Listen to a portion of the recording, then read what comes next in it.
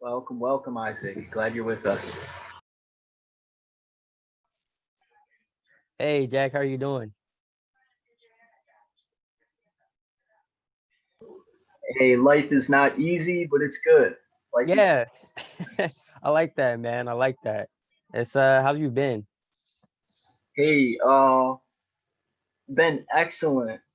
Doing a million things plus one. Yeah, doing some student teaching, graduate program over at Wayne State. Uh, Working with a tech education company. Uh, Doing student teaching at Fordson High School. Ooh, Trying to do some gardening, and I mean that kind of season is rolling down. But I'm building a winter kind of hoop house so I can grow some winter greens through the year. nice. So kind of this, that, and the other thing. How about yourself?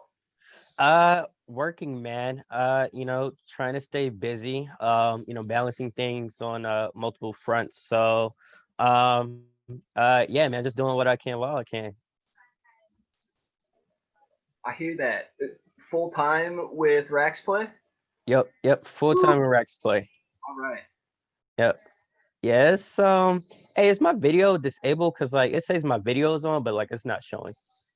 Hey, I got all the presentations open in PDF. So will it run based off a PDF, or is there an external link that I could use for that instead?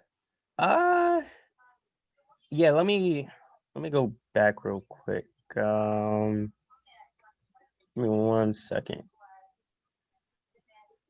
Hey, Isaac, and I can definitely give you the screen share and you can run through your own presentation. You're welcome to do that. Okay, yeah, definitely. Yeah, that can work. I was gonna say something. Yeah. Okay, now I remember. So will I have video um, or like there's no video for this call? Cause like it says like my camera is on, but like it's not showing.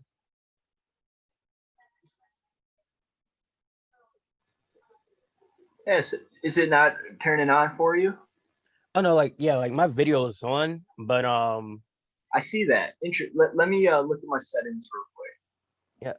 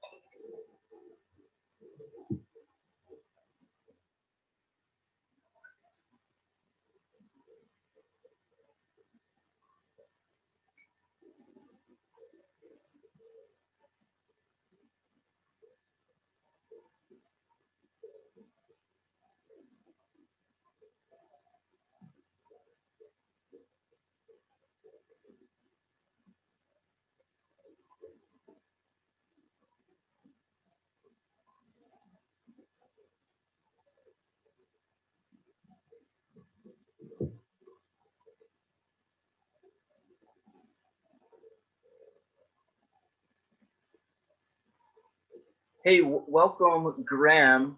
Hey, before we get started, we're just running through quick technical checks. Graham, can you try to start your video? Isaac, it's not letting him start his video. I want to see if. Oh, okay. So, there. Okay. Hello, hello, hello, Rohi. Oh, you're muted. Oh, Yeah. sorry. Hi. How's it going? Hey, it's going pretty good. We're just ironing out some technical kinks. Isaac's uh, not able to show his video, so we're just doing a couple things before we get started here. Okay, gotcha. Waiting for some people to join as well. Awesome. I'm actually gonna be sharing my screen with my laptop, so I'm gonna be logging in with that account just now. So if you could give permissions. Excellent.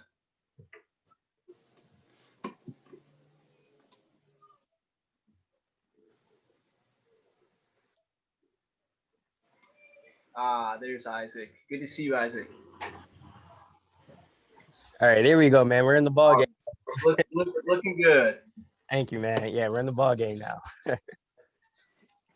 Hey, Moody, Mahmoud, welcome. It's good to see you. Hey, Moody, how you doing, man? Hey, how's it going, guys? It's going pretty good. All right.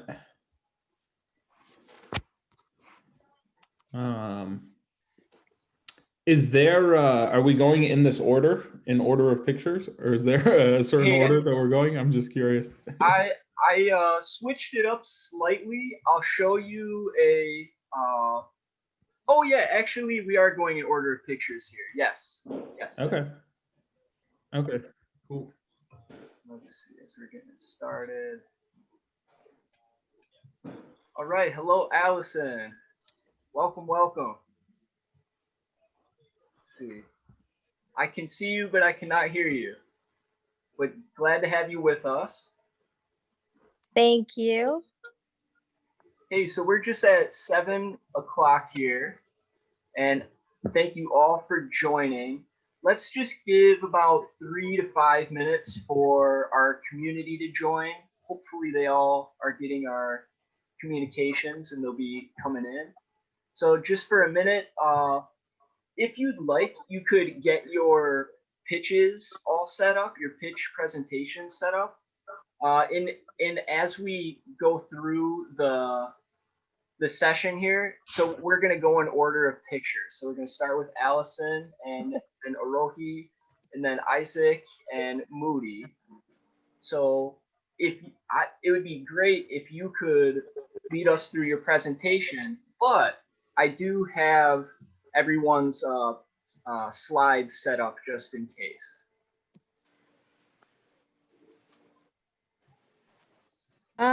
If you could share mine, that would be so helpful. Thank Allison, you. No problem. I got it up and waiting for us here. Thanks. I'm having to join on my phone. I don't know why my computer isn't working right now. Sure. Yep. Hey, just to kind of transition us, I'm going to play a quick song. We'll wait about 3 to 5 minutes and then we'll get started here. Just give everyone an opportunity to join. Nice.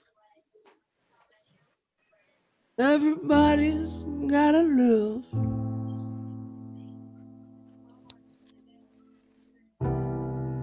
And everybody's gonna die.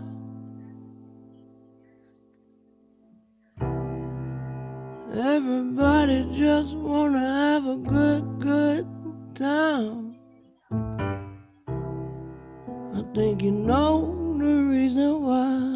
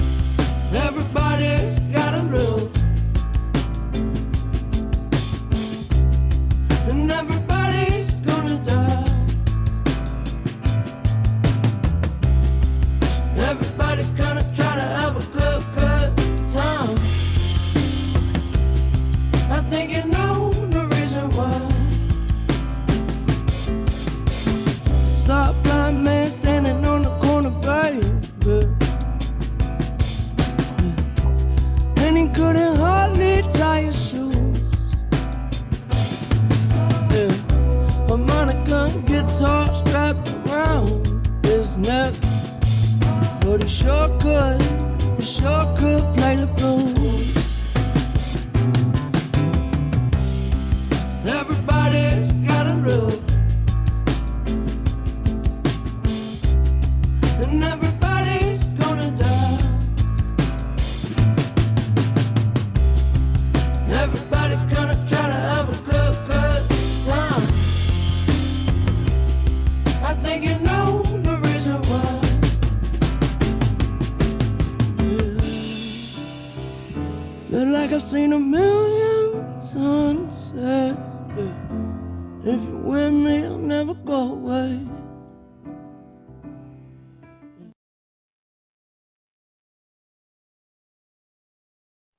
All right, we are at 7:06. Welcome everybody to the D New Tech November series. And our theme for today is Rise of Extended Reality.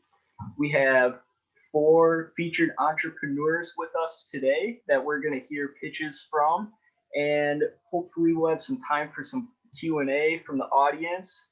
And yeah, we're building this content here to highlight what entrepreneurs are doing here in Southeast Michigan.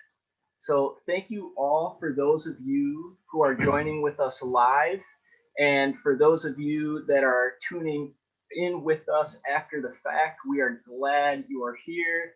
We hope this evening is informative as well as entertaining, and hopefully maybe you meet someone new or get introduced to a new idea that helps you move forward.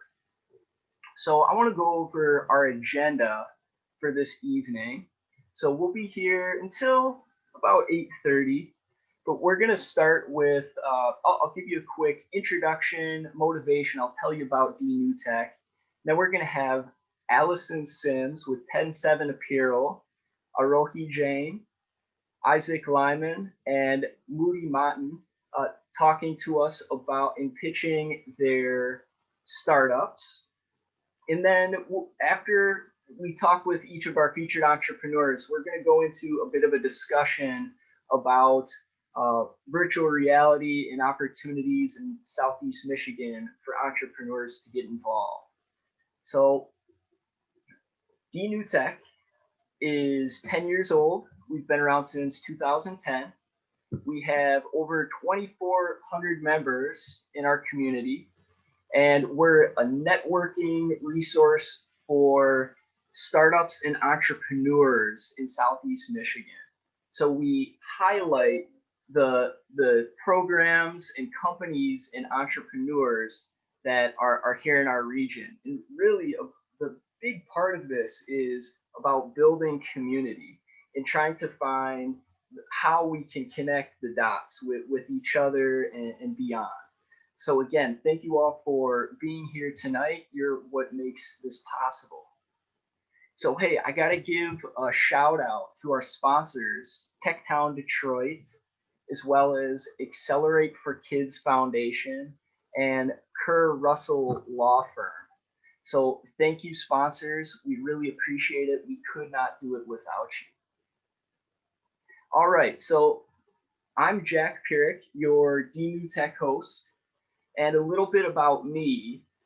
Some big themes and roles in my life: engineering, entrepreneurship, education, and community.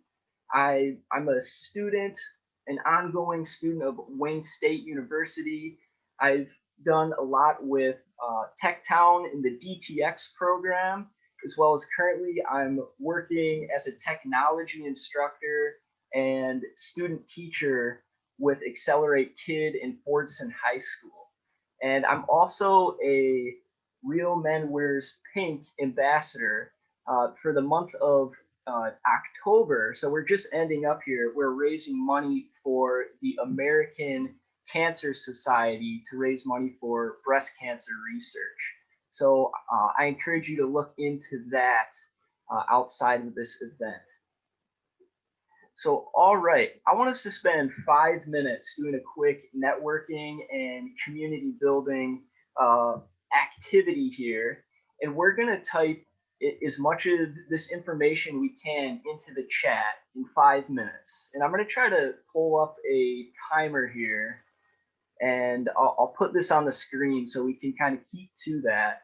But I have these 5 questions. So if you would please let us know your name, contact info, so be it to a LinkedIn account or social media or websites, as well as what organization are you working with, what value or what can you offer to the community, and finally, what are you looking for from the community? How can the community assist you?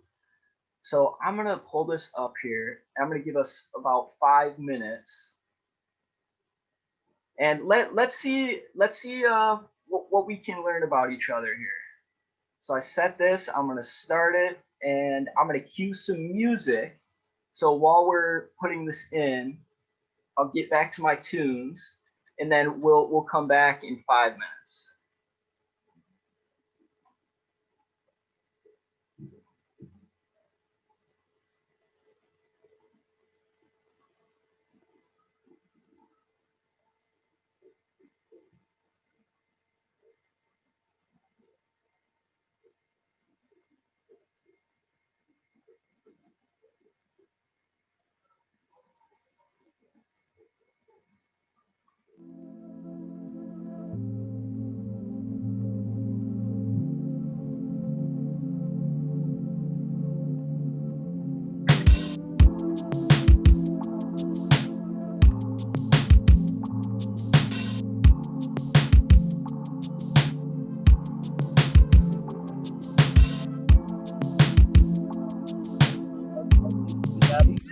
Yeah.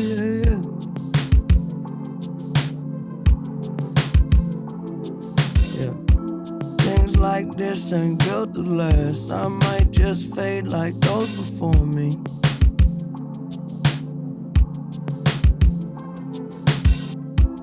When will you forget my past? Got questions, ask, you know the stories.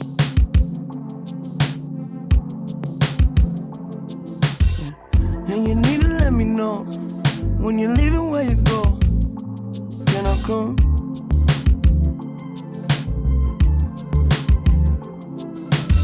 Do you believe me? Are you close? Yeah. Even if you don't, that'll get you sprung.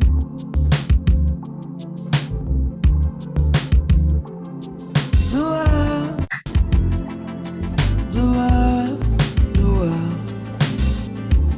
Love? Can I get enough? Yeah, don't run away, love. Hate, love, heartbreak will have you bankrupt. Too many days in a days, better wake up. I put your face in the place where the space was. Nobody make you feel like you, but and you don't know what you should do. You just looking for someone to make you move. Oh, tell me,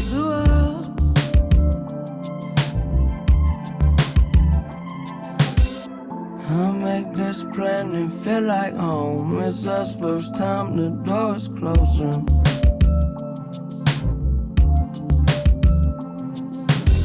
So far beyond all our control. You saved us all so close to broken.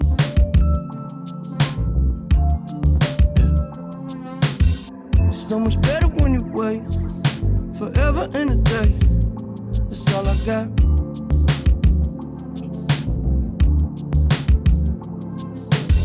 Put it together, then it break. All the energy it takes.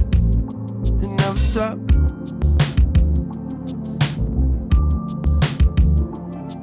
Do I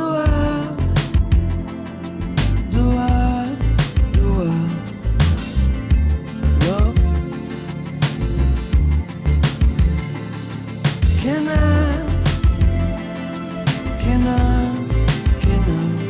get enough?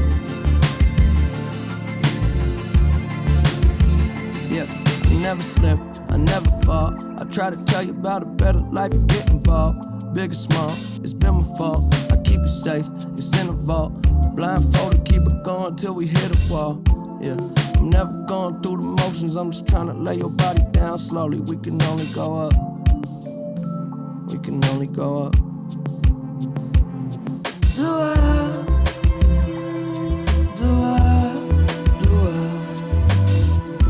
Love? Can I get enough?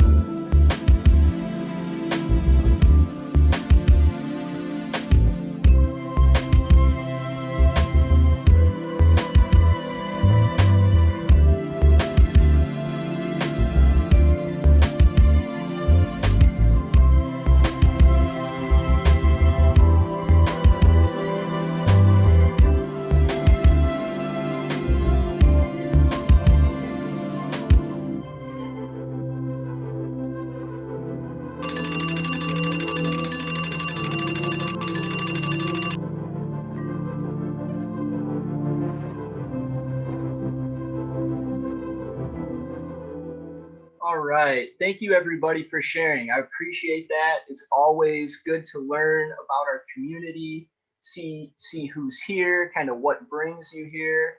And this really paints a broader picture. So again, thank you for introducing yourselves. And I encourage you all to use the chat as we're going through this time to maybe propose questions or thoughts that you have. And at the towards the end of the session, we'll have some time for some Q&A. And in between pitch presentations, we'll have some time for some Q&A as well. So, let's see here. So today's theme, I just got to mention today's theme, which is the rise of extended reality. And some questions after we talk with our entrepreneurs is how is traditional reality evolving alongside technology?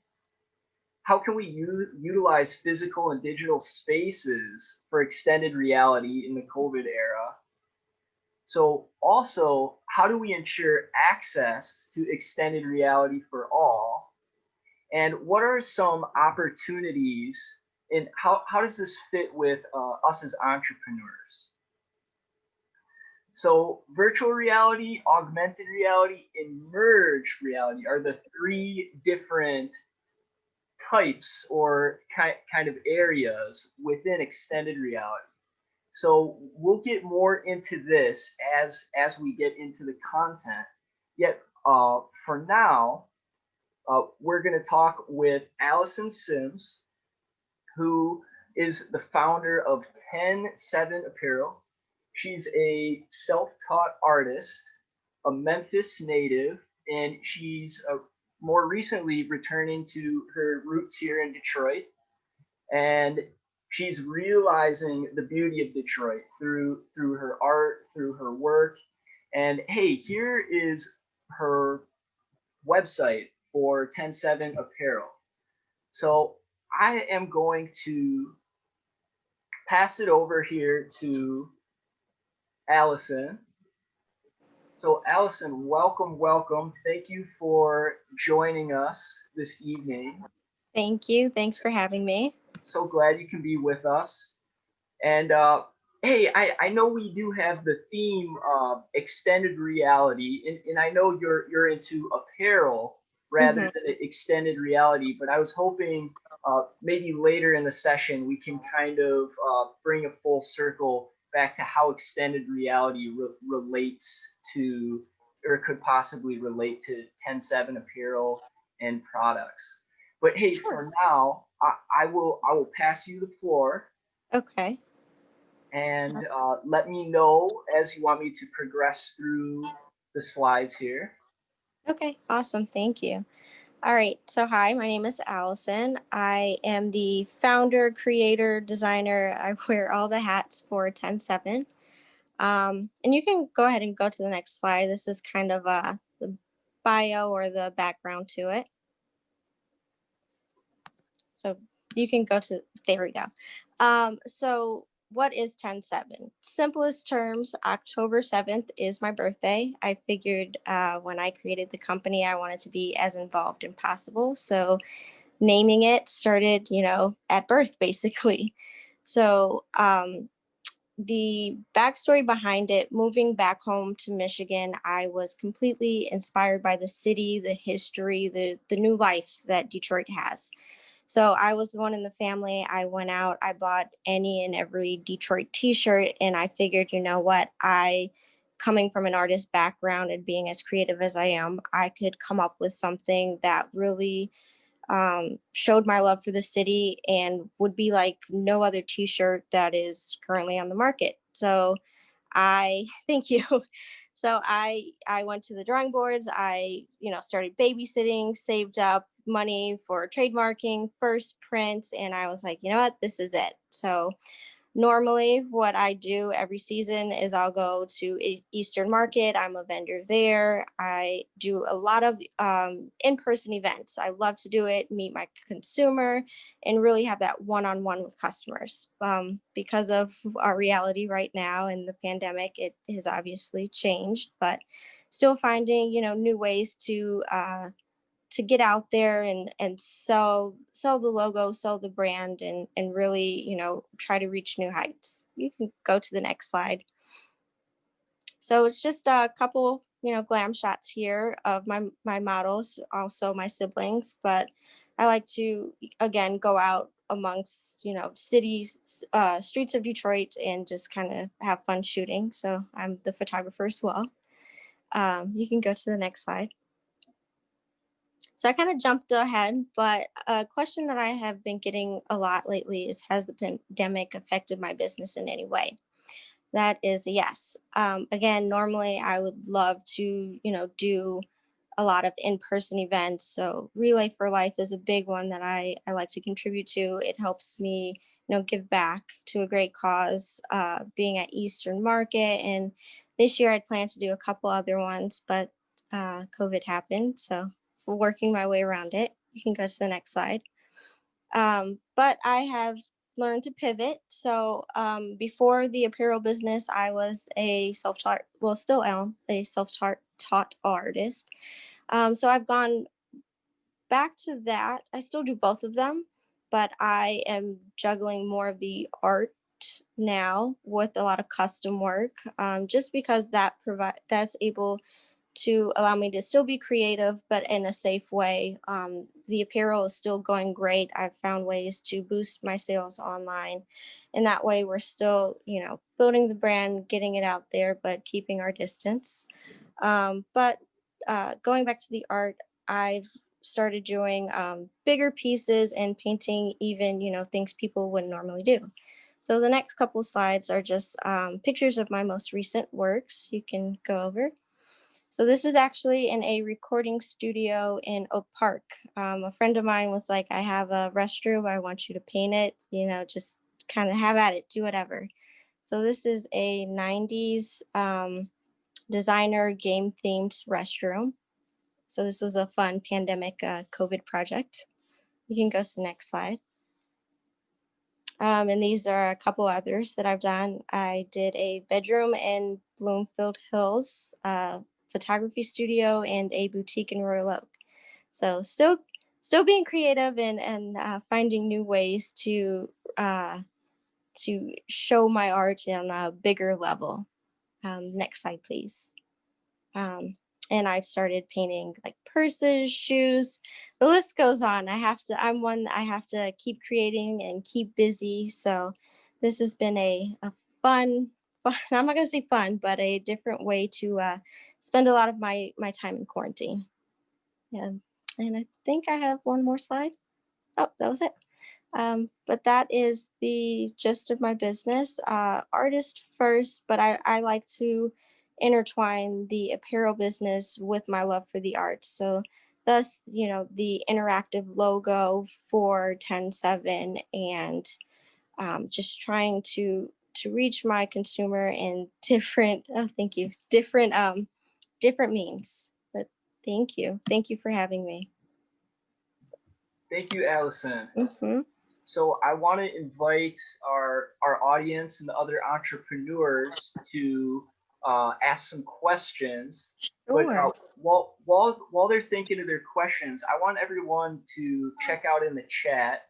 I put a link to Allison's 10/7 apparel store website. So if you, I really encourage you to check out this website. It's pretty darn cool. Just to see more of her art, the photography she's taken, more of her products as far as the apparel. And I'm a really big fan of these custom shoes. Oh, thank you. Most of them are all out of stock. So I'm So, looking forward to your future projects. And I don't know if you're ever going to get another thank you. one of these, but So this is my personal favorite right here. So thank you. I dig it. I dig it a lot. Thank you. So the shoes, I do those by custom order. Honestly, to keep every style, every size in stock would be a nightmare, honestly. Sure. So whenever you have a pair, just let me know. Thank you. Thank you. Yeah, no problem. Let's see. What's the chat? To clothes and selling. Huh. We'd have to see about that. The avatar clothes. I have a question. Yeah. Yeah, these people, you say it costs you too much to stock everything. So do you have like certain providers, like obviously you have a shoe provider. When you have orders for custom shoes, you just send that order kind of to them and they give you a time frame when they'll have it done and send it to you? Is that how that works? So how it works with customizing shoes, I work one-on-one with my client to customize them. So what I do, whatever shoe that you want, whether it be a pair of Nikes, Converse, whatever you want, I will charge you the price of the shoe unless you already have it. And it takes me up to 2 weeks to customize it. And then I send it off to you. The real question isn't so much getting something from you, but rather, what is your process of finding a provider for whatever item you're selling that somebody wants, like a cup or a shoe or a t-shirt? Unless So you do this, some of these yourselves, oh, what so the, process of so finding the providers for these? Okay, so the shoes, that is more of a personal, like one-on-one gift. So I don't have a provider for that. I will go out to whichever shoe store they want, or if depending on how local my customer may be, then they can just drop them off to me. With the shoes, I do work, I'm sorry, with the apparel, I do work with a guy locally here in Michigan, and he handles and fulfills all of my orders that way. So that's really nice. So you're saying each of those pair of shoes is hand painted by you? Yes, yes. Oh, okay. I didn't realize that. I was thinking you're getting somebody to. Oh, no. So that, yep, that makes it a really, personal experience for my customer, for us to sit down, have the consultation, like I want this, this, and this, and then for me to have the pretty quick turnaround of 2.5 weeks to send it back to them. So that is a very personal customization there.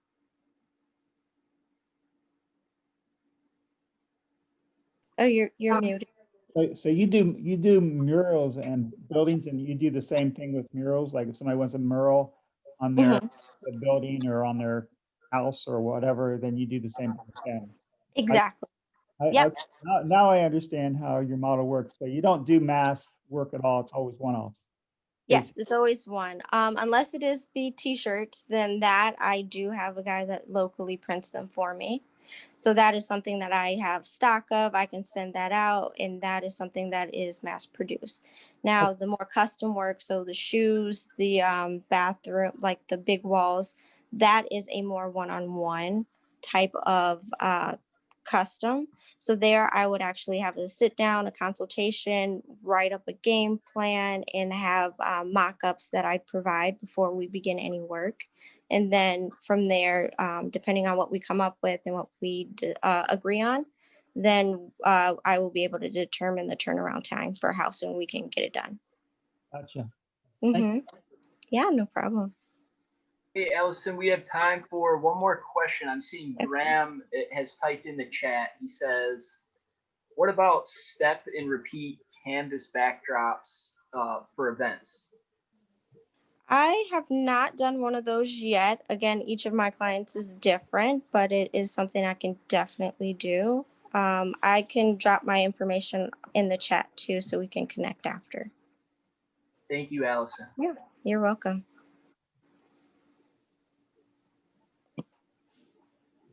All right, so if you have any more questions for Allison, you can you can write them down, or we may have time at the end. Yet for now, I'm gonna pass it over to Arohi Jain with Breeze Bubble Incorporated. And Arohi is a Stanford University alumni, as well as a University of Michigan Ross School of Business alumni. And her background is in computer science, and she's quite the innovator. She's worked on multiple startups, and she's been in some really incredible entrepreneur groups. So without further ado, I will hand it over to Arohi. And hey, would you like me to run the pitch presentation, or would you like to do that? I would like to do that. All right, so I'll pass you over the screen share here. All right, awesome. All right, can you see my screen? Yes. Okay, perfect. Well, hello everyone. I'm Arohi Jain. I'm a computer science engineer and also the founder of Breeze Bubble. I'll just put this on full screen. All right. So I started working on this idea, and just to give you a background on Breeze Bubble, first of all, Breeze Bubble is a smart mask with a micro fan technology that allows you to breathe easily and feel comfortable while staying highly protected. I started working on this idea in October 2019 when I visited my family back home in India. This was pre-COVID times, but people were wearing masks to protect themselves from extreme levels of pollution. The problems that I found with the current solutions available at the time were that they were quite restrictive, difficult to breathe through, became quite heated and stuffy, fogged up your glasses, or just weren't that effective. And fast forward to now, and as we're in the middle of a pandemic and the rest of the world is wearing masks, the situation is quite similar. Most current masks have a trade-off. The ones that are comfortable, like the cloth and surgical masks, are not very protective, versus the ones that have high protection, like N95s, are restrictive, tight, and difficult to breathe through. So I created the Breeze Bubble, a smart mask with a micro cooling fan technology to allow people to breathe easier and stay comfortable while being highly protected. There are three key aspects of the design. The first is the soft, smooth silicone edge material that takes the shape of your face to create an airtight seal and prevent any air leakage. The second is the microcooling fan technology, which creates a constant airflow around a person's nose and mouth to make it more comfortable and breathable. And finally, we use small and inexpensive certified filters that filter out 95% of the particles. The mask can also be washed and reused. So I currently, of course, with the COVID pivot, I'm servicing the current demand that's increasing. And I have three target segments. The first is like I created these three personas. So like Bill here, who's an employee who wants to go back to work and be present physically and requires a high comfort, high protection mask to wear for long hours. The second target market would be to partner up with companies who are starting to open up and want to buy this in bulk for their employees. And the third is students who are going to school this fall and taking hybrid classes and want this sort of solution. For our current traction, we launched our mask on Kickstarter a few weeks ago and crossed our funding goal within the first 48 hours of going live, and are currently at about 400 backers with over $30,000 in revenue. This is our business model canvas, and there are three key areas where I'd like to draw your attention to. The first one is our key partners. I've been working with Ann Arbor Spark, who have been really helpful in everything from legal stuff to accounting, taxes, etc. Our channels currently I'm selling direct to consumer online. I also plan to sell through Amazon and retail stores. And for our revenue streams, the person pays a one-time fee for the mask itself with 10 included filters, and then they can buy the replaceable filters as and when needed or per subscription-based model. And yeah, the mission is to enable everyone to live an active and healthy life. And we want to do this by providing quality breathing through our comfortable and effective masks.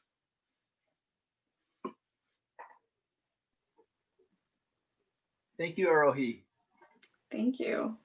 Yeah, so in the chat here, I have put a link to the Breeze Bubble website, and also I'm about to drop the link for the Kickstarter. So you can check out the Breeze Bubble website if you want to be a part of the Kickstarter. You can also back the project there, and there's all sorts of great content, more detailed information on the products, and really a great website to navigate, and it does an excellent job in providing more detail. So I would like to open it up to the community for questions for Arohi. So, hi, Arohi, this is Graham. I've got a question. Pending the outcome of the election, which is looking more favorable for Biden, are you prepared to make many masks, because there may be a change in direction here of having to wear a mask more as an edict rather than just a volunteer effort? Definitely. That's, I mean, that's definitely a good problem to have, I guess, because initially about 2 months ago, I launched this on the website, and I was just like reaching out to friends, family, and my networks, and I sold maybe around 30 masks. And then when I put it on Kickstarter, it was suddenly so many more backers. And right now I have about 750 orders to fulfill. I'm assembling these all in my garage at the moment. So I just assembled 100 boxes today, and I have a ton of more work to do. So I'm definitely trying to set up my supply chain process to hopefully, you know, as the political situation changes, maybe there are more people who are willing to wear masks and get over this pandemic. And I will try to be ready to supply those. How long does it take for you to assemble a mask by yourself? Right now, about 3 minutes. Pretty quick.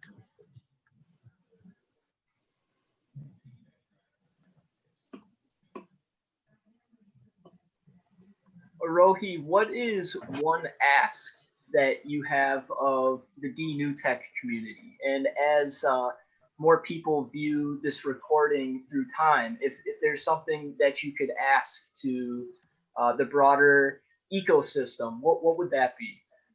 Definitely. So actually, the current mask that I have is, it has a lot of USPs, but the one thing that it's lacking, the one thing that I started with is a micro fan technology. As you see on my website, the Ultratech mask, that's currently under development. And one of the problems with that mask was that it's a little bit heavy, and I want to make this high-tech mask way better. Like, I want to, especially for the pollution market, I want to connect it to sensors that will sense the amount of air purified. It will tell you when the filters need to be replaced. It might even learn your breathing patterns and turn the fan accordingly. So if anyone in the tech community is good with hardware, has worked with sensors, and is interested in this product, I would love to have a chat.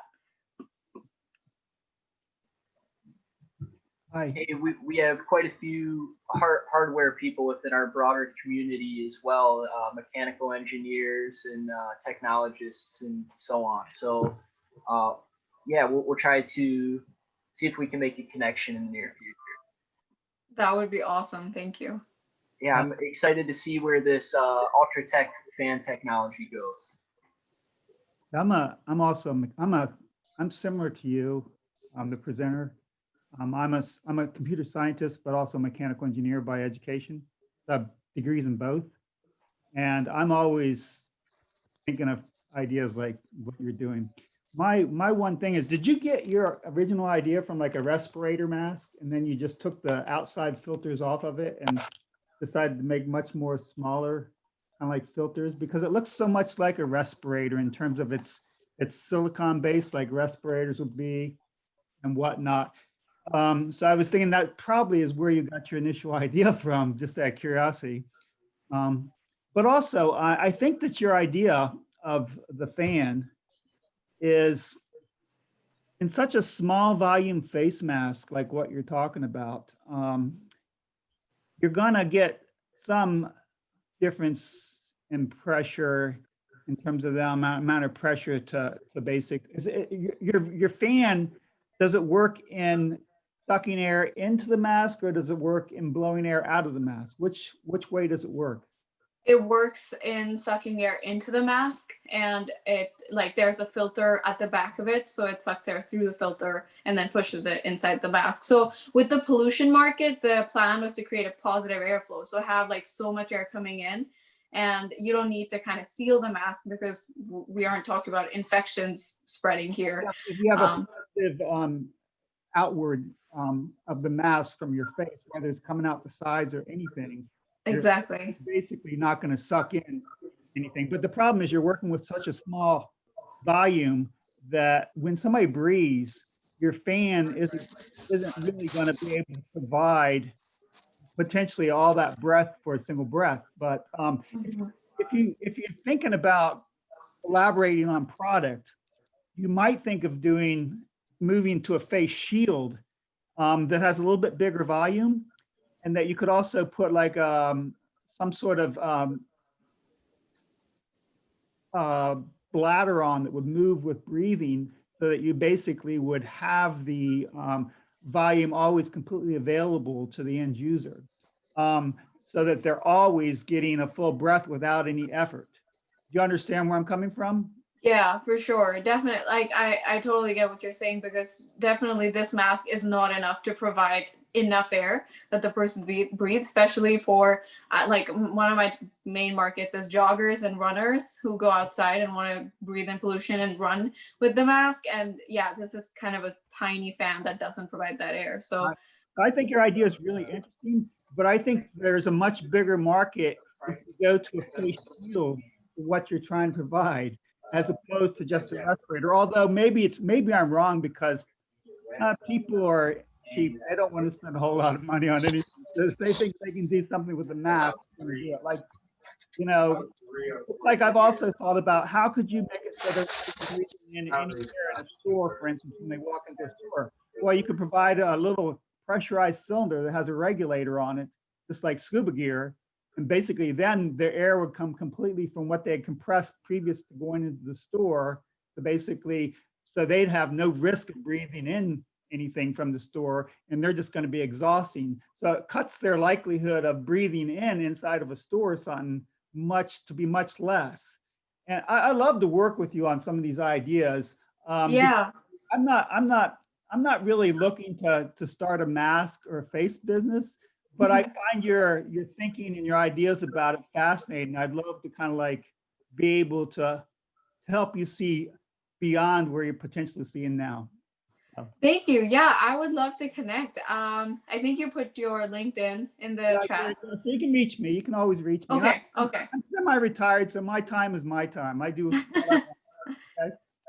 All right. Thank you so much. Yeah, I'll definitely reach out to you. Thanks, James. All right. Hey, and I do have to read a comment from Moody Matten here. He says, hey, we can help you make a face filter to sell the masks on your Instagram page. It could help with people virtually trying it on and getting more comfortable with buying it. So yeah, we can come back to that later on in the session. But I just want to thank you so much, Arohi, for being with us this evening, for telling us about the Breeze Bubble. And hey, I'm an emerging educator and math teacher, and I've worked out a couple price time models as far as comparing lifetimes. And but anyways, I'd like to share that with you in the future. But for now, I'm going to pass the floor over to Isaac Lyman of who is the founder and CEO of Rax Play. And Isaac is also a Techtown Detroit Technology Exchange alumni. So that's where I met Isaac. Was last summer we did this incredible program at Techtown Detroit where we learned how to go through the lean startup together and perform customer discovery. So that's where I met Isaac, and it's really great. We've had him with us in the past, and now to have him here again. So Isaac is a musician, a music connoisseur, and he's going to tell you about this really visionary idea and product that he's creating called Rax Play. So without further ado, I give you Isaac. Thanks, Jack, man. I appreciate the intro. It's hello, everyone. It's a pleasure to be here. Jack, is it okay I share my computer screen? Please. Nice. All right, so I'm going to share my screen with everyone.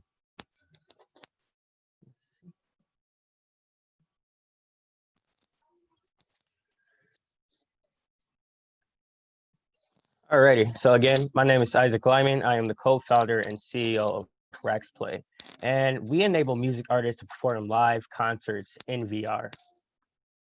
So when we look at as far as in the current problem in the music industry, we see as far as in it is super easy to get access to all these songs at the tips of our fingertips. So thus, as far as when there's a lot of music at our fingertips, it decreases the replay value of music.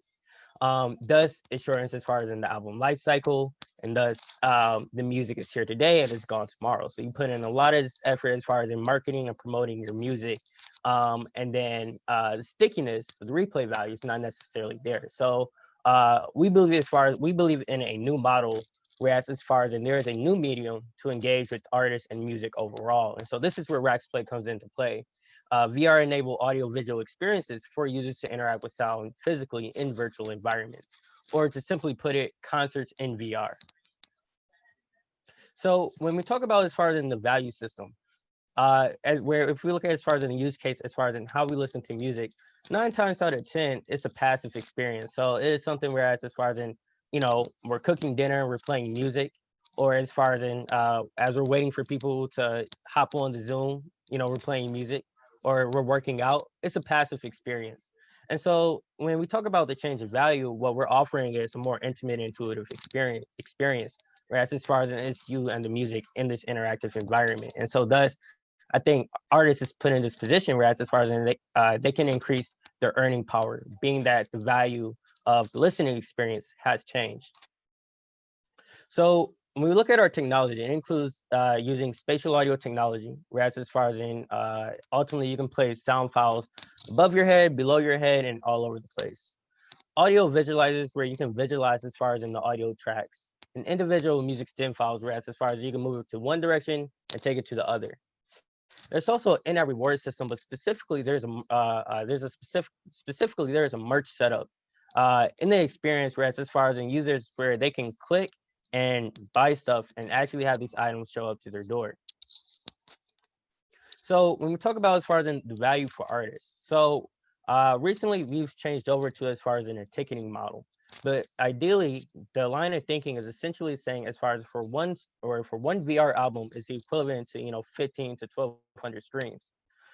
This is also means as far as increasing music replay value, whereas as far as this is an experience that you can constantly come back to, but when you come back to it, you're coming back to something that is different. And then also, I believe one of the most important things, this is also a new way as far as to reach new fans, being that this is a new medium to engage as far as in just with art. So when we look at as far as in our go-to-market, which we're currently executing on, is pilot program with major labels, management companies, and agencies. Thus, our game plan is when we enter in the market, this is also VR concert experiences. It's also a means as far as in to push content through as far as in-app merchandising, actual music, and other means where as far as an artist can monetize their fans. The next step is really focusing on our customer acquisition piece, Again, we're a VR company, so we're rather confident in the VR market overall, and so we're really going to be given the chance to really test this in real time.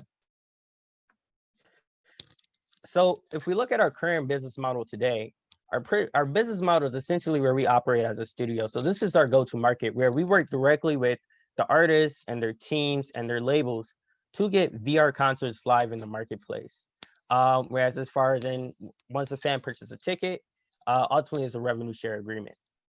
Now, how we look to scale as a platform or a DAW or a digital audio workstation for music artists and producers, where we actually enable them to create their own interactive VR concerts all on their own.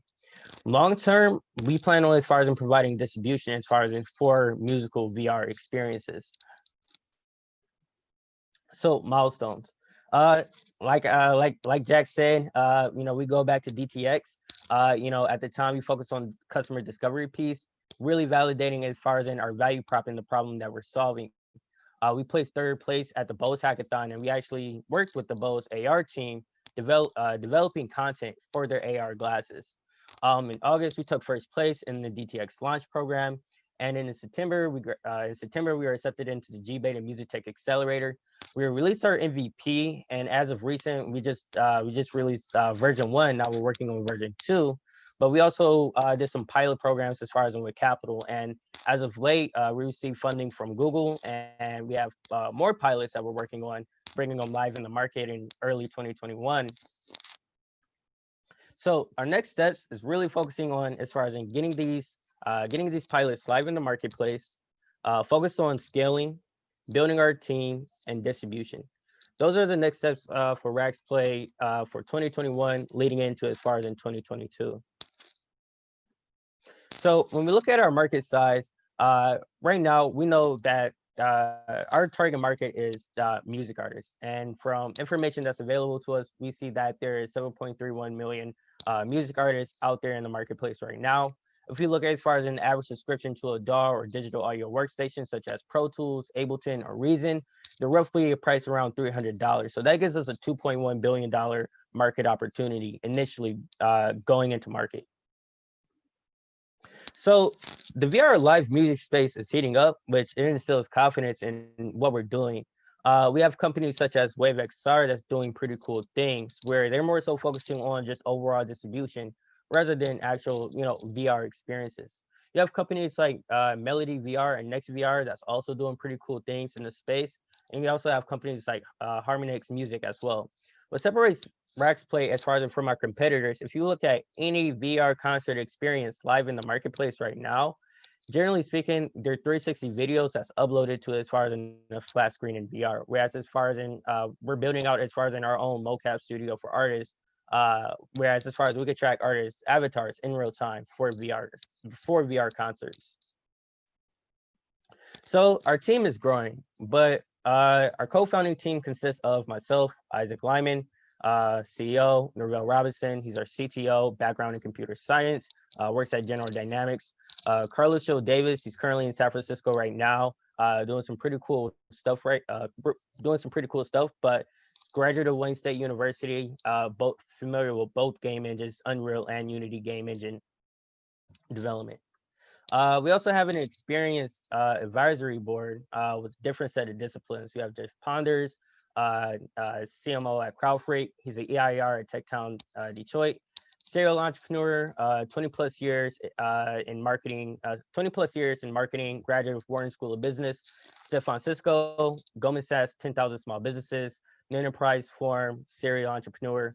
Carl Winers, who we work really closely with. At one point in time, he was the head of VR at Icon, and even sold his own company. He also sold his own company to Icon. So these are some of the partners and programs that we've worked with. Capital, the Motown Museum, Bose, First Access Entertainment. Some of the programs that we had the pleasure of going through includes G-Beta Music Tech, DTX Launch, and New Enterprise Forum as well. Currently, we're in the process of raising our seed round. We were able to raise money from Google, and the grant that we received as far as from TechTown Detroit. And then that is the pitch. So yeah, Rags Play, music beyond the sound. Yeah, thank you. Thank you, Isaac. Yeah, going back to summer of 2019, I learned a lot about entrepreneurship, and to be successful, you really have to give your heart and your soul to your venture. And it's really been incredible to watch Isaac really give his all to Rax Play, and even with Allison and Arohi and all that you're putting into your ventures, I really commend you all for that, and encourage you to keep on going. And it's incredible to see all this momentum. So with that, I'd like to open the floor for questions for Isaac.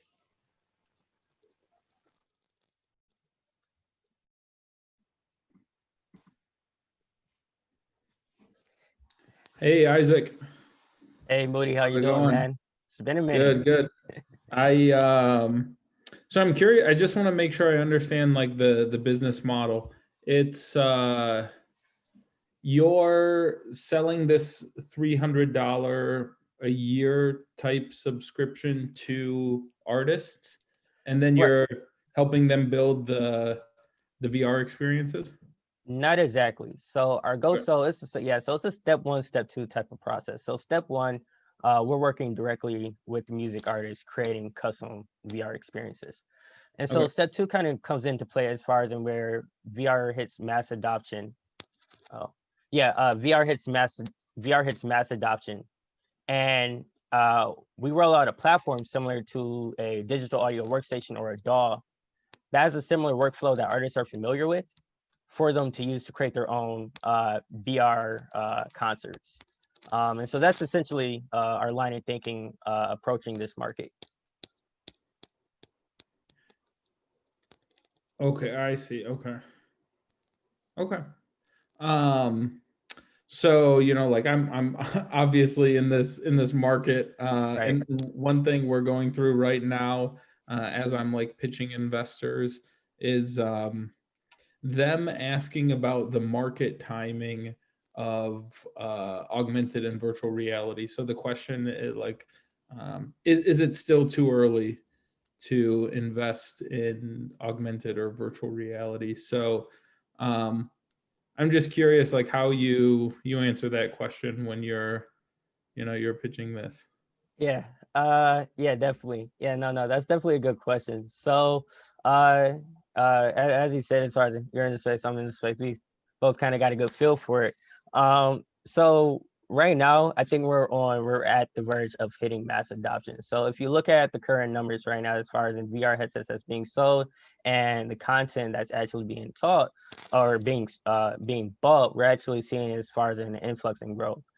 Specifically speaking to as far as in the Quest 2 being that they did 5 times in pre-orders in the Quest 1. If you look as far as in Facebook estimates as far as in for the Quest 2, they're looking to have 10 million units by within the next few years. Right now, if I remember correctly, there's roughly around 1 to 2 million Quest headsets out in the market. Another good point to bring up is we understand that Apple is entering in the space as well, in the augmented and virtual reality space, and they're looking to enter in the market around late 2021 to early 2022. I think it's a safe assumption being that Apple is consumer king. And if we look at as far as in like the analysts, as VR headsets prices decrease and there's more content available, I think that barrier to entry for consumers is going to get lower and lower and lower. So that's pretty much our line of thinking for that. So I believe now is the right time to invest in VR AR companies, being that, within the next 2 to 3 years, we're going to start seeing more developers saying that it's worth it to actually build for this platform. And so getting in early, I think you're at an advantage to establish yourselves. Establish yourselves. Yeah, sounds good. Yeah, that was a good answer. Yeah. Yeah. It's a tough question, but No, it's a legitimate question. Yeah, no, it's a legitimate question. Trust me, I hear it all the time. So I was well prepared. Hmm. I think that it's interesting because I remember when music videos first came out. Probably none of you all do, but I was pretty young then, or substantially younger than I am, and it got so big on MTV. It was totally different than it is now. I mean, people always talk, have you seen the latest video from music video from so and so and stuff? And now it's not anywhere near getting the attention that it once did. I think this next step to VR music kind of like is really a cool concept and a cool idea. But I've been disillusioned somewhat by how quickly VR would catch on, because I actually started working on it all the way back in my master's degree work back in 1983, 84. And I thought that VR, by now, we would be sitting in front of workstations, rapidly designing cars and stuff. Yeah. And we haven't come anywhere near what I anticipated we would reach by the time I'm this age, when I was thinking about it when I was 27, 28 years old, working in graduate school on it. So as far as whether or not, you're certainly not too late to the game, I don't think. Don't worry about that. Yeah. It's taking a long time for VR to ramp up. And the problem is we have companies like trying to take advantage of the whiz bang factor, but not really completely doing all the due diligence that needs to be done. For instance, you remember when all these stereo TVs were available, right? All these TVs that came out that were stereo capable, and they were every TV had stereo practically. It was the early 2000s when that happened, and you know it, or actually it was not early 2000s. It was like 2000, early 2010s, I think, and nobody puts out stereo TVs anymore, and there's reasons for that, and I understand them because I worked in this field in graduate school, and I know what the problems with VR really still are, and very few people really know that because they haven't worked on it enough. But you can't avoid a lot of them, but those TVs, they didn't have any control over content was created, so they weren't going to control it. Yeah. Yeah. So it's a field that I would love to see explode that still hasn't really exploded. Yeah. I think to speak to your point, so to speak to your first point about, MTV, that being it, like, this whole like evolution. So it's actually funny because that was when we were at the ideation stage, that was something that was heavily on our mind. And so, one of the reasons, one of the things that instills confidence in as far as with what we're doing, we've talked to as far as folks at major labels, whereas they're looking to shift the dollars for music videos and shift their marketing budget for music videos to VR production, and so I think it really goes to show as far as in just like the line of thinking as far as in how the line of thinking as far as in how people are thinking about this. I am really interested into as far as in your point about like VR in the late 80s and early 90s. Like I've read up on it as far as like Nintendo effort during that whole time frame, trying to work through that whole process. And this is really good. Report where it compares VR to cell phone devices. Whereas as far as at one point in time, cell phones wasn't all that stuff. It was super expensive, super bulky. But in time, it kind of got like better and better. And like if I remember correctly, it was like the late 70s into like the 90s. And then it's like when we started getting into like the 2000s, that's when we really start seeing like the cell phone market take shape on its own. And so I always like to draw to that point when it comes to like, VR, because, it's gonna take some time to really nail out that technology, but everything is a constant iteration. So Thank you, Isaac. Hey, I did drop down in the chat the link to raxplay.com. So I will encourage you all to check that out when you get a chance here. And one thing really cool where it says download demo. Isaac, I gotta show at least show everyone how to get to your promo here. This is really cool. Check this out later on, and it gives you a taste of the experience here. And I'm interested to see where this goes. And gosh, all sorts of questions here. One question from me. You mentioned the best way I could describe it is, and maybe my computer science friends can help me here, is you have technologies like FL Studios or what is the big one? Oh, you mentioned, now it's slipping my mind. Tools and Ableton and yeah. So do you see RaxPlay having some sort of plug-in to those technologies?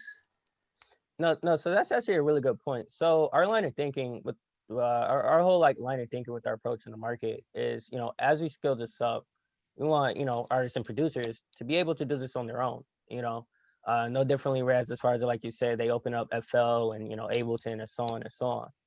So the line of thinking is, this software, our software that we build, we get this software in the studios.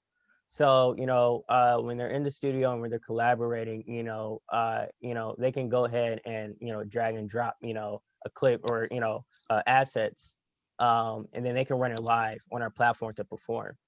And so that's essentially my line of thinking. And then there's also like another play later down the line, but I'm keen on as far as just one step at a time. But that is ultimately how we look to position ourselves in the market space. Thank you for that, Isaac. Very cool. Yeah.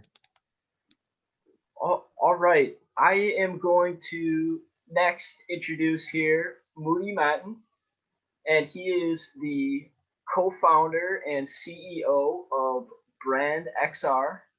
So he is a serial entrepreneur. He's been involved with several startups in the past. He is into business development and investing. He has experience in being a venture capitalist. He's a TEDx Detroit speaker, a former Wayne State football player, and I will pass it off to Moody. All right. Thank you. Thank you so much. Let me see if I can share my screen.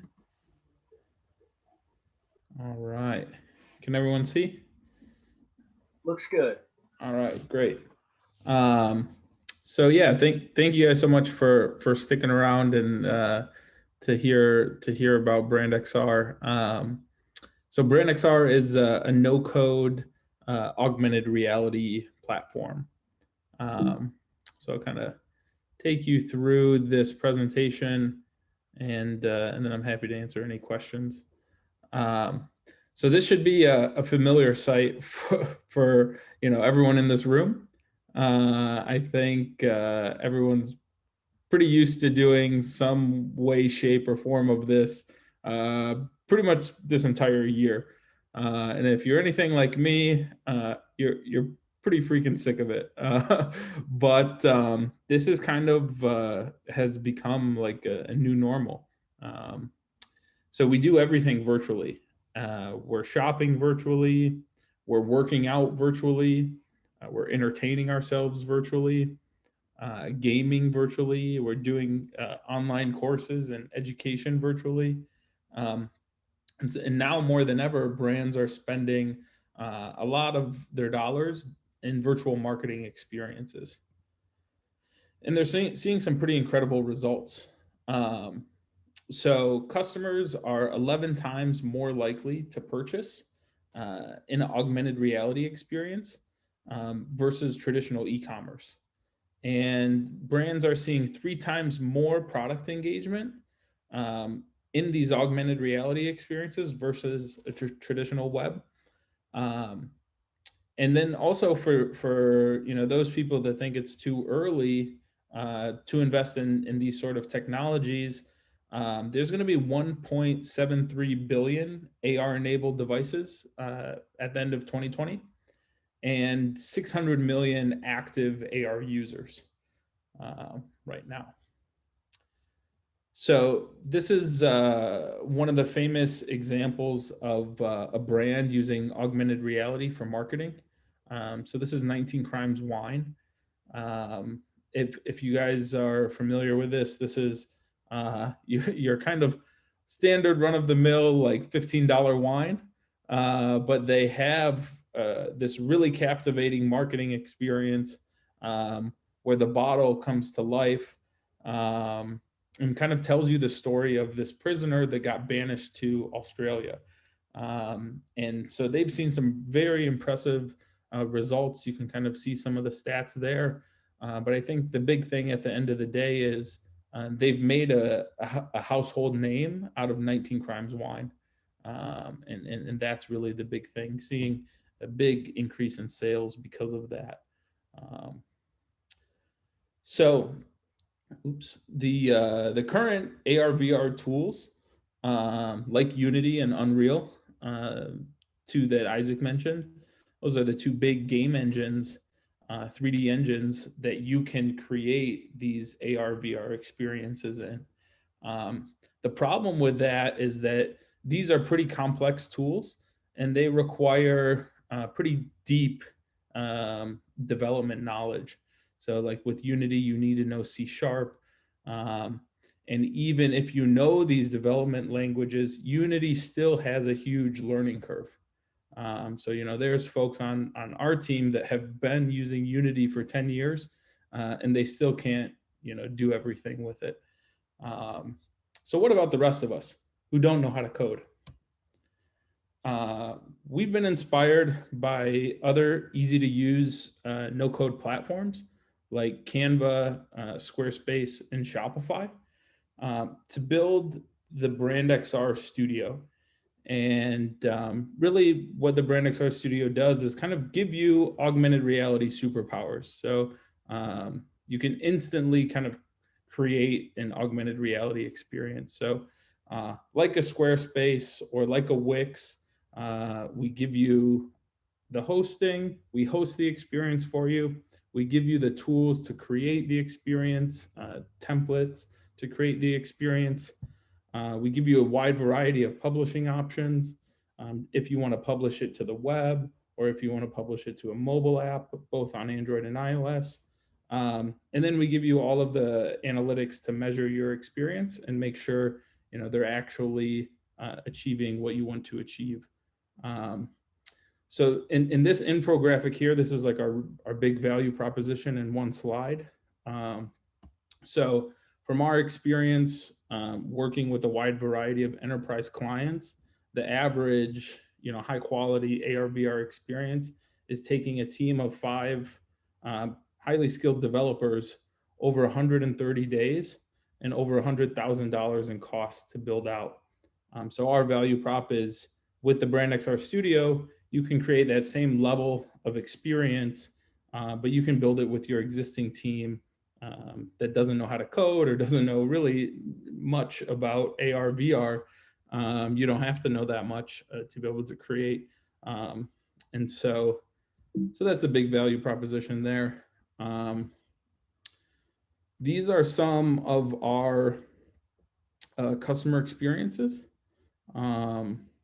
So this is actually an astronaut. So this is John McBride. And he's at the Kennedy Space Center. We built some VR experiences for the Kennedy Space Center. So I'll just briefly take you through some of these videos so you can get a sense for the type of work that we do. This was actually really cool. So this is where they build the rockets. So this is a virtual tour of the Kennedy Space Center. We take you to restricted areas like the vehicle assembly building, the VAB building.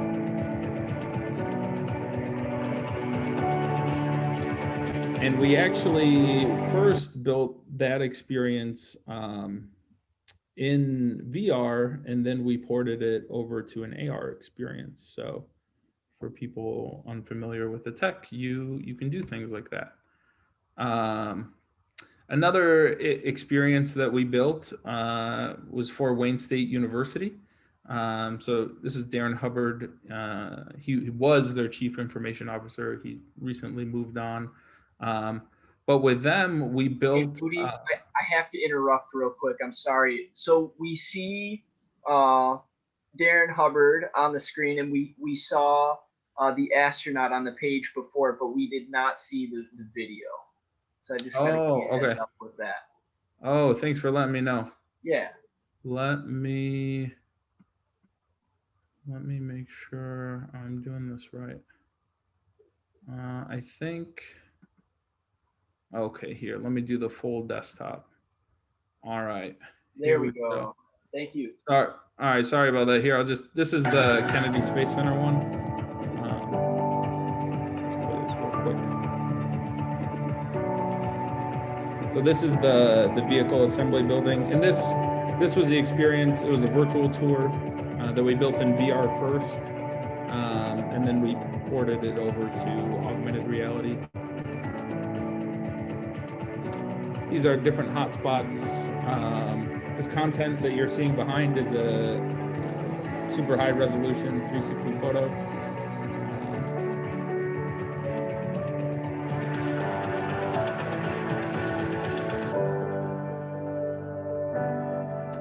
And then for the Wayne State project, we built a 3D molecule visualizer.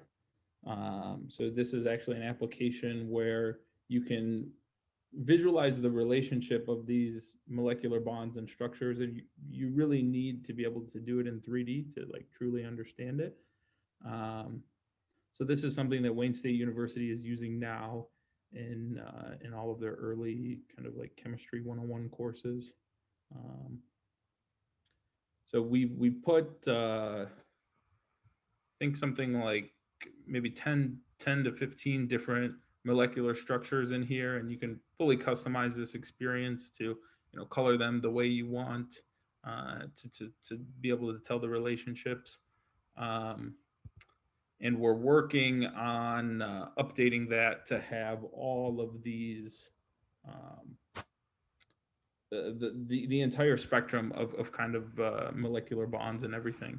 So that'll be a huge update. We're updating it with the entire database. So kind of going from a few molecules to all of the molecules really quick. This is Patrick Kahn. Patrick Kahn owns an art gallery in Orlando, Florida, which is also where we have another office. So we have an office out of Ann Arbor Spark. I know that name has been mentioned a few times. Ann Arbor Spark does great work. If you're an entrepreneur, you should definitely, check out places like that and like Tech Town. But yeah, BrandXR has offices in Ann Arbor, and then we also have an office in Orlando. So this project that we did with Patrick was called City Unseen. So it was an immersive art gallery all across the city of Orlando. So at different places, kind of like public landmarks throughout the city, you had these augmented reality installations. So yeah, you can see some of them.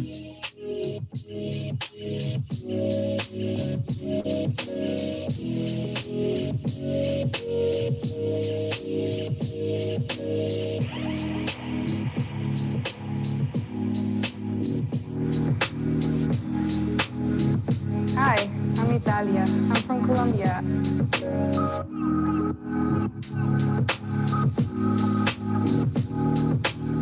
This is actually a 3D model of an artist's studio, and you can actually walk inside of the studio almost as like a magic portal, into a new place. So you you can like see the cars going by there. I think these are like, you know, the fun parts about what we do is kind of like showing off these interesting client projects. This was like one that's near and dear to our hearts. This is actually on our office in Orlando. It's called the Orlando Game Space. So this mural we actually won a Telly Award for, and I didn't even know what a Telly Award was, so that was pretty cool. It's normally, I think, like for TV, but this year, I think, yeah, this year they had immersive and mixed reality Telly Award. So this was pretty cool. So this is an augmented reality mural. And we used projection mapping on, we had a kind of like opening night party there. So we used projection mapping and even overlaid that projection mapping with augmented reality. So we're throwing all sorts of fun tech into this experience.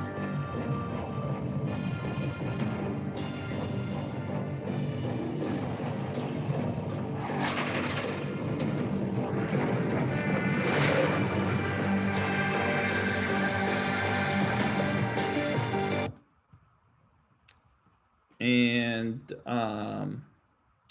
this, the augmented reality murals was kind of something that, I don't know if we invented or we made popular, but it was a concept that we were, you know, one of the first people on.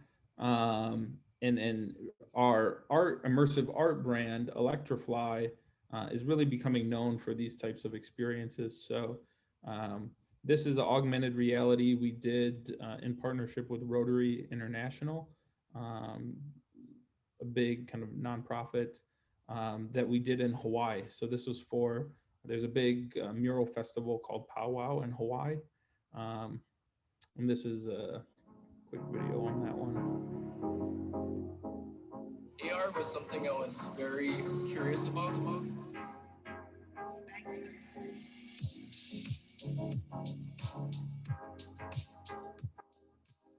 And this one we actually did through Instagram. So, you know, we can use our own platform, our own technology, or we can use, you know, other technology platforms to build these experiences. Brought me back to being a child, and you know, amazed at something that you haven't seen before.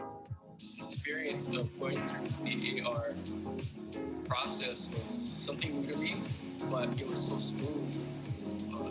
Electrify and the team affiliated with them, Rotary International, that sponsored Powwow Worldwide, they were just so amazing and knowledgeable in what they do.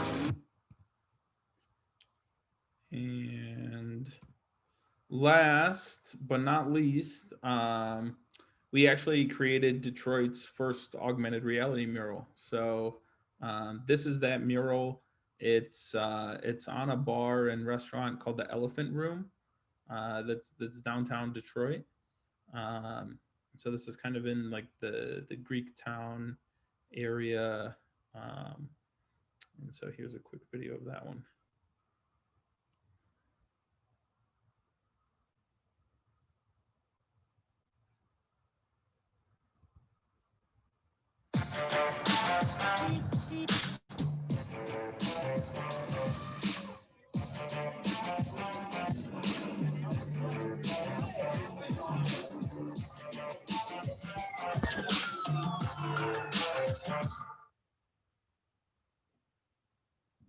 All right.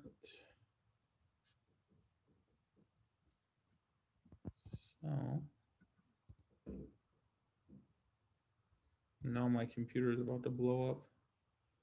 I have too many YouTube videos open. Let's see. But yeah, I'm happy to answer any questions now. So I'll push back the same question you pushed at Isaac. Explain me your business model, because I'm not sure if you create the platform, if you sell yourselves as a company to help companies produce these. I'm not sure what exactly your company does after what you showed me. So explain Yeah. your business model. Yeah, so we do both, and all of the above, I would say. So and also our business is on a transition, I would say.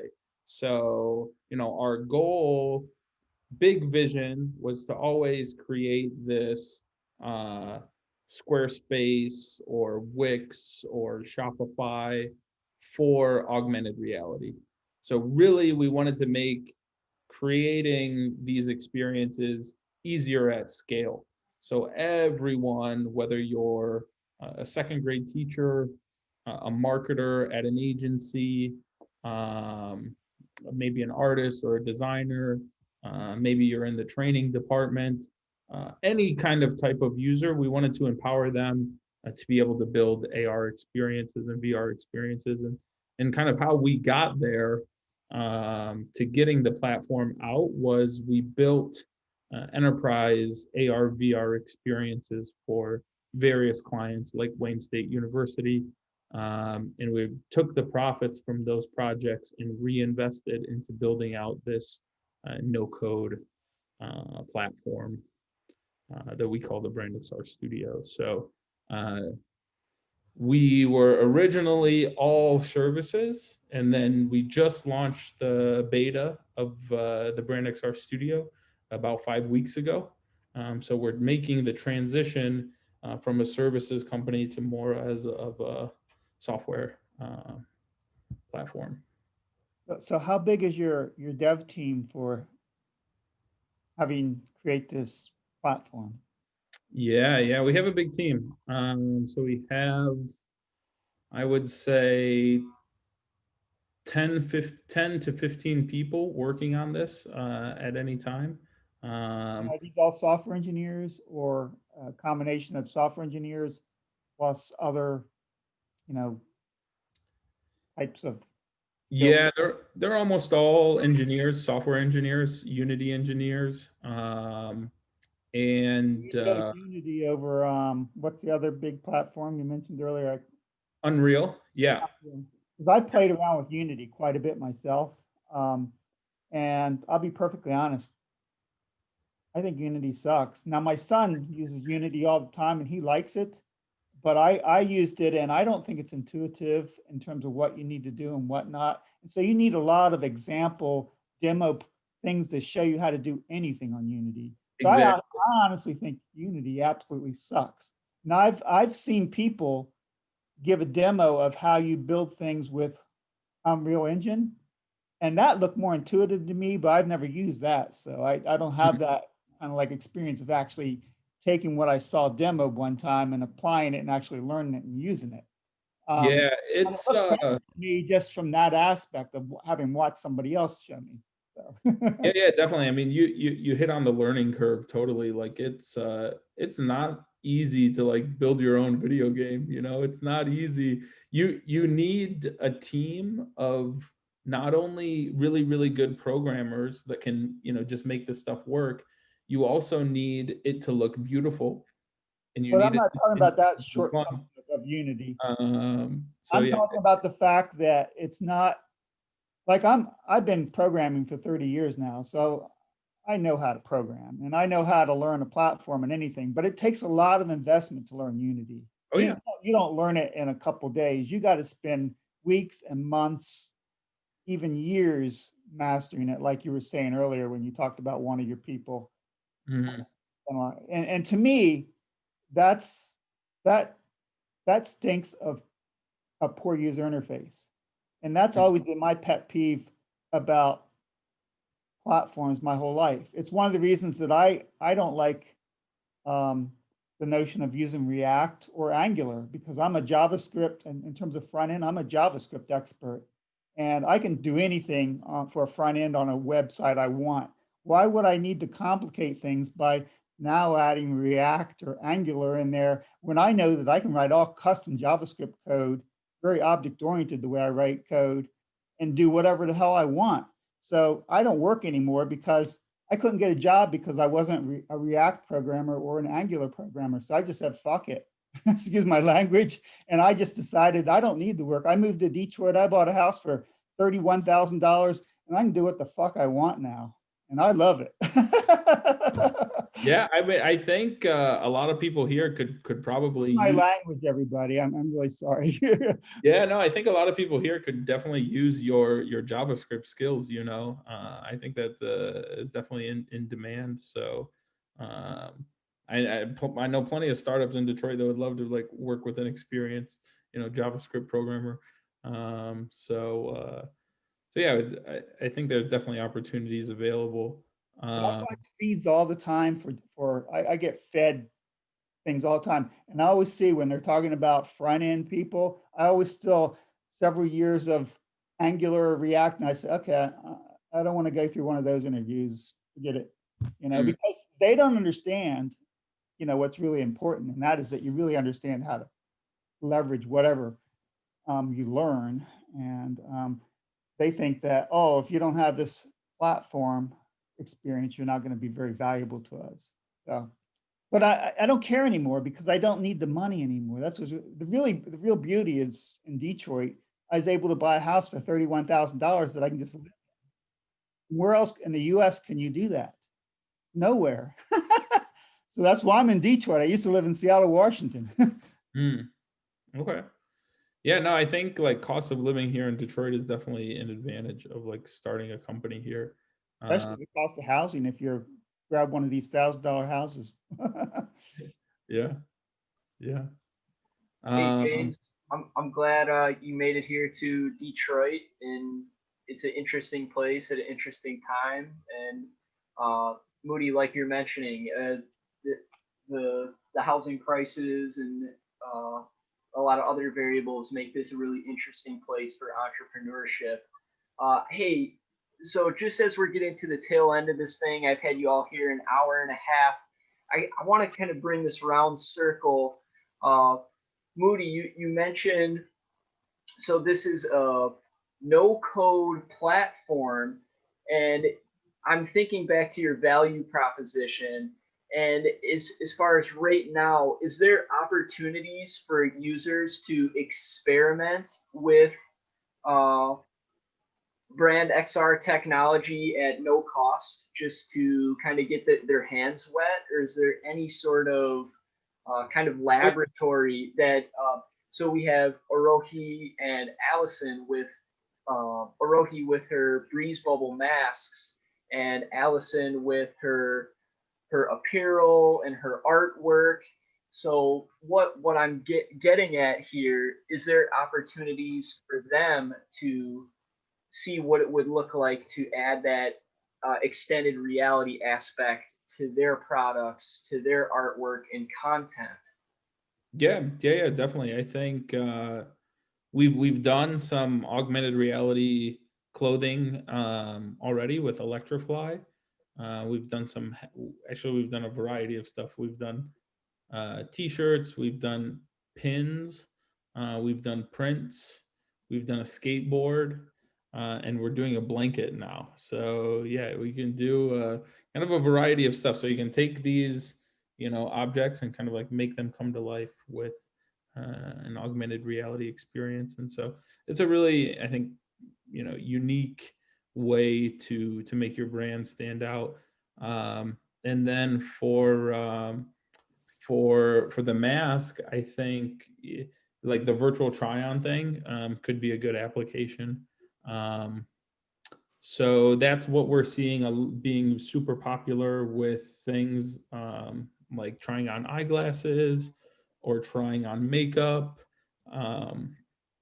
That concept of like a virtual try-on is becoming super, super popular. And so, yeah, I think that's a killer way to sell some products. Yeah, I've seen the eyeglass one advertised heavily recently on TV. The one for trying on eyeglasses. I forget the purveyor, but yeah. So Facebook and Instagram are now, and Google actually are building those 3D ad formats. So you're going to see those ads, and you're going to be able to try them on, and if they look good on you, you can swipe up and buy them. So yeah. And yeah, I agree. I think like same sort of thing with Isaac. Like I think this is just like the early days. I think the AR VR market has a long ways to go. The iceberg. If you look at even just the PC market, like a company like Apple, they've been selling PCs for over 50 years.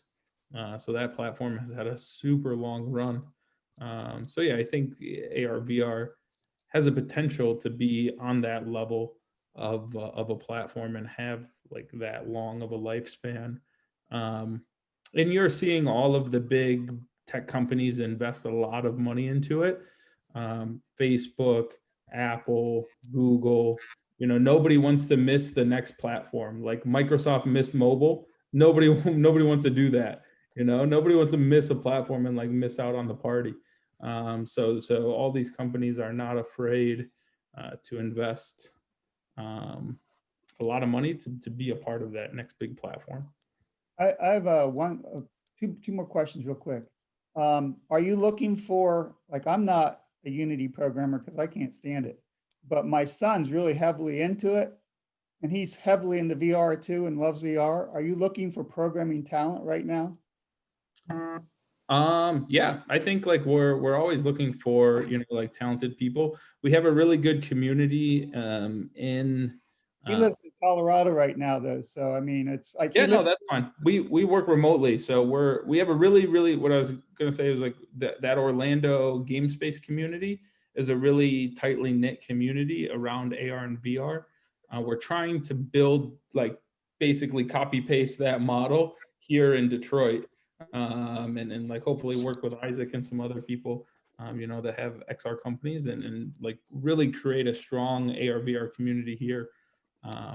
Gotcha. So I'll tell him about your company and tell him he should send contact information to you. The other thing, that elephant one that's in downtown Detroit, I want to go try it out now that I've seen that it's local.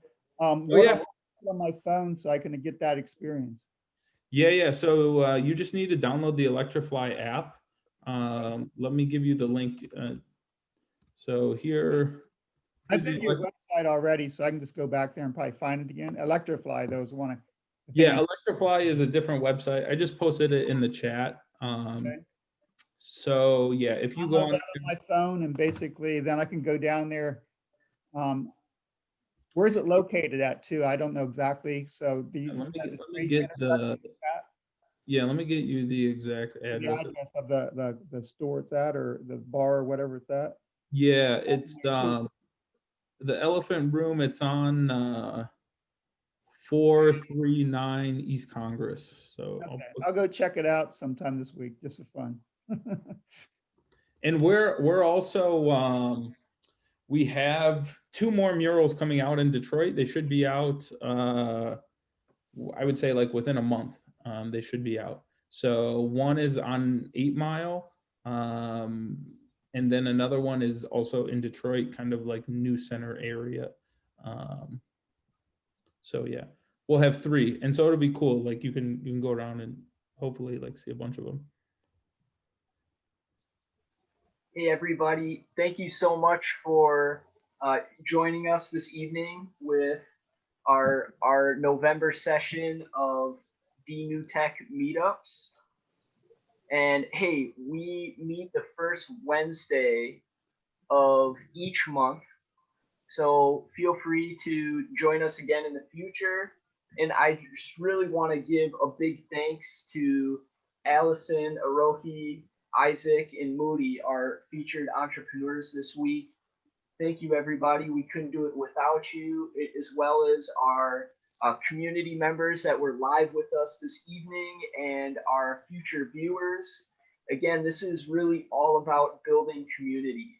At the end, all the dots connect. So that's what we're trying to do here, is connect the dots. And again, we couldn't do it without you. I really want to commend you all for all that you give to entrepreneurship and all the sacrifices that you make to really create your dreams. So I wish you all Godspeed moving forward. Hey, I'm going to end the recording, but if you'd like to stick around and chat, feel free to do so. But until next time, until next Wednesday, until next month, happy Wednesday, happy November.